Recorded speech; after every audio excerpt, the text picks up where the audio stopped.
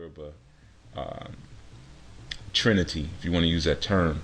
We have Oduduwa, which represents omnipotency. It's all powerful. It's the womb. We have Orumila, which represents omniscience or all-knowing. And we have Obatala, which represents omnipresence. So the force or energy of Obatala is a force of omnipresence. We also know the Obatala force to be one of creativity, as well as solace, meditation. But these are the things that, in order to create, you have to come to a place first. Obatala kind of puts us, or that particular force puts us in alignment with the way, or some would say the Tao. But Obatala puts you into alignment. The Obatala energy is a conversed or complementary energy to the Eshu energy. Now, in many of our stories we hear where Eshu and Obatala are very close friends. But what that means is these are energies that interoperate with one another. If you were to deal with the chakra paradigm, you would have Obatala operating at the higher chakras above the heart chakra, his color being white. You would have Eshu operating more at the root chakra, okay, with that color being red. Now we know Eshu's colors are red and black. Obatala is white, or sometimes white and silver, those type of colors. Now white also represents every color, because if you were to look at things in a prism, that white light, you can see every color that's in it. But black also has the same effect. Black has every color within it. So in reality, white and black are actually the same thing, or they're two sides of the same magic, as was denoted in the movie The Last Unicorn. It's a good movie, you should check out. But anyway, when we're talking about the interoperability that you can achieve between Eshu and Obatala, we're just talking about things that are dealing with enlightenment as opposed to things dealing with transformation. When we're dealing with the darker aspects of the Orisha, or the darker aspects of yourself, of your soul, of your subconscious, we're dealing with things that transform you. When we're dealing with the lighter aspects of your mind or your energy, I'm not necessarily going to say still your mind, because oftentimes we mistake stilling the mind for satisfying the conscious mind. Sometimes you have to feed your conscious mind something in order to allow the greater aspect of your mind to open up the cosmic gateways for you to start doing things like astral travel, which is an example of omnipresence. The reality is that everything is one. Everything is connected by what one could say a unifying field. Obatala teaches us that science. What I'd like to do is touch upon not only the science of omnipresence, but I'm going to actually explain a bit more about this concept of one energy of force being an emanation from Olodumare. Because even with Orumila and Oduduwa, there are people who will say that those are Orisha.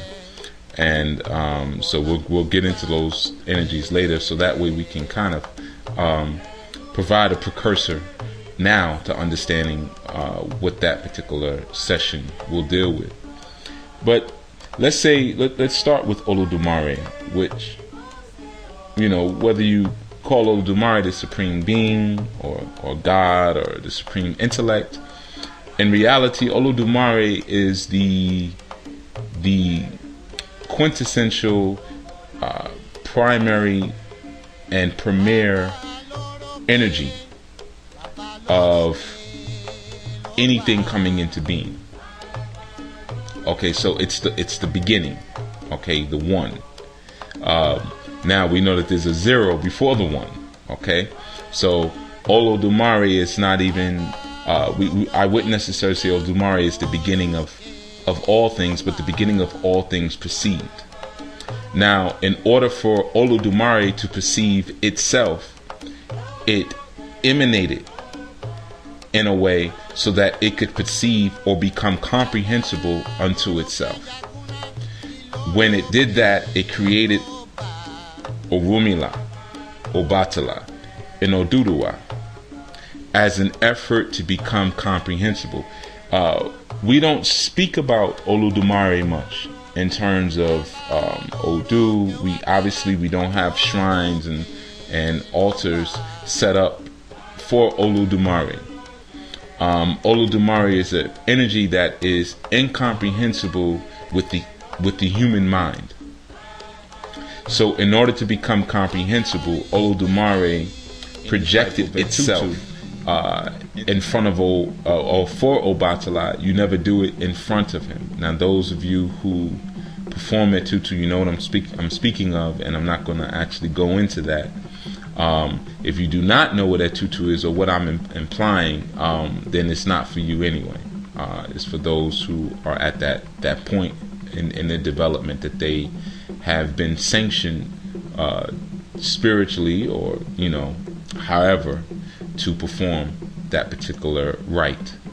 So you would normally show Obatala what you're offering, and then you would perform the ritual outside of Obatala's presence. Anything white, of course, can go to Obatala. We know that, again, white represents not just purity, but beginning things from a place of not knowing, which is where creativity can begin.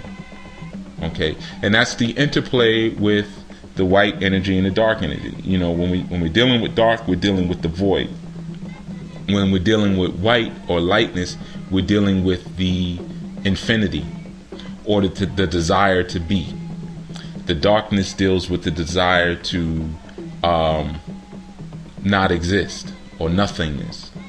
The lack of ego, the lack of self-importance or singular identification. Okay, so again with Obatala, those are the we can offer, milk. We can offer water, is always excellent. White cornmeal, there's anything white, eggs, things like that. Again, as I always say, let your Ori decide. We don't usually give candles or fire to Obatala because it's said that Obatala lives in the dark.